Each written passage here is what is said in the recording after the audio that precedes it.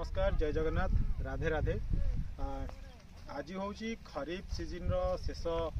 पर्याय जे कि चाषी भाई मैंने आमर धान चाष करती जेहेतु आमर आदिवासी भाई भौणी मैंने आमर कोरापुट जिलार पुटिया ग्राम पंचायत तो से समस्ते खरीफ एवं रबी रे धान चाष करते आम साधारणतः दी प्रकार धान चाष करते खरीफ और रबी ये चाष करती गोटे कियारी रे तांकर धान देखिए बहुत भल सुंदर हो प्रोडक्शन भी भल आसो आउ गोटे कियारी रे से माने एमिति धान करती जो थर कि आपड़ देखिले भी भारी विरक्ति प्रकाश करेंगे कहे ये धान करी ना कौन करी तो से रोग पोक सबकि लगी था मुझे पचारि जे कि एक्चुअली एठी एमिति कहीं कर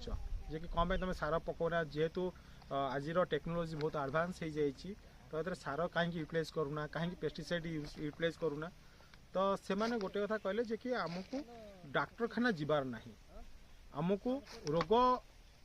आमको हबार नहीं मुझे कौन पाई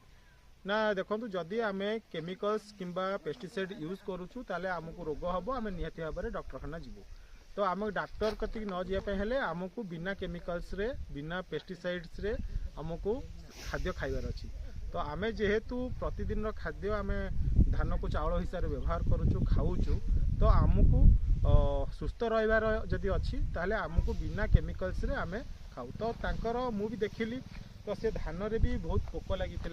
बहुत किसी असुविधा भी थिला जोथि पाई कि से माने ताकू जेतिक भी अमल बाहरु सेही धान को से माने यूज करंती खाती आईटा ही तांकर जदि भी से माने देखिबे जो मेडिकल मानकरे तो आमर बेसी कोस्टल बेल्ट लोक माने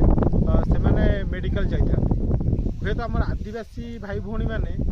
जो मैंने बण जंगल रोच तो से बेसी से मेडिकल जाती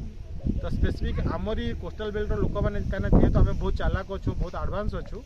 तो से आम मेडिकल जाऊ आम भावुचे कि एडवांस ना कि हुए तो भितर एति गोटे फरक मुझे देखिली से माने तांकर निज प्रति बहुत कनसीयस अच्छा जे कि मेडिसिन प्रति